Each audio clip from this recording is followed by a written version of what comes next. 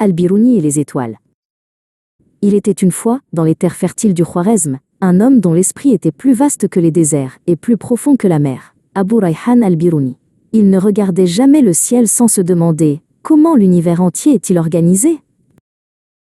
Son élève, Zaïd, le trouva un matin près de son astrolabe géant. « Maître, quelle question vous occupe donc ?» demanda Zaïd. Al-Biruni répondit « La plus ancienne, quelle est la taille exacte de notre demeure, la terre ?» Les anciens ont tenté, mais nous pouvons faire mieux, Zaïd. Nous allons la mesurer.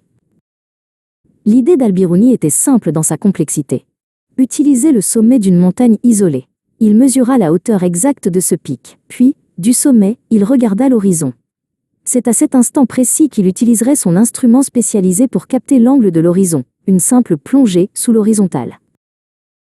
Le silence était total, brisé seulement par le vent. Al-Biruni nota la mesure avec une précision extrême. Il s'agissait du premier pas. Le second, le plus ardu, serait la trigonométrie, utilisant cette mesure et la hauteur du pic pour calculer le rayon de la Terre, une immense sphère parfaite. De retour à l'observatoire, entouré de ses tables de sinus et de tangentes, Al-Biruni commença ses calculs. Il traça des triangles imaginaires à l'échelle du globe.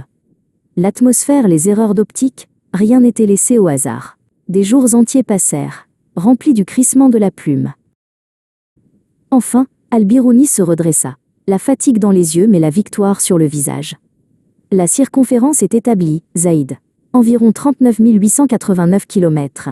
Zaïd s'exclama. « Maître, votre mesure est stupéfiante de vérité. Comment une chose aussi gigantesque peut-elle être cernée par un simple angle de vision ?» Al-Biruni sourit. « Parce que la nature est ordonnée, Zaïd. Regarde. » Il désigna le ciel nocturne qu'ils étudiaient ensuite. Chaque nuit, ces étoiles et ces planètes suivent des chemins précis, des cercles parfaits. L'astronome passa des heures à mesurer les mouvements lunaires, à prédire les éclipses. Ces instruments étaient les plus précis du monde connu, lui permettant de voir l'architecture invisible qui régissait les cieux.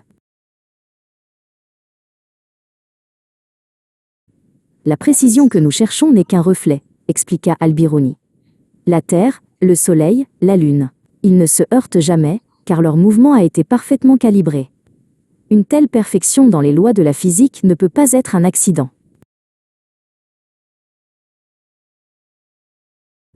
Chercher la connaissance, ce n'est pas seulement calculer des distances ou prédire des orbites, Zaïd. C'est contempler l'œuvre de celui qui a établi l'ordre. Chaque étoile mesurée, chaque circonférence calculée, chaque loi physique découverte, nous mène plus profondément dans la compréhension d'Allah, le Créateur.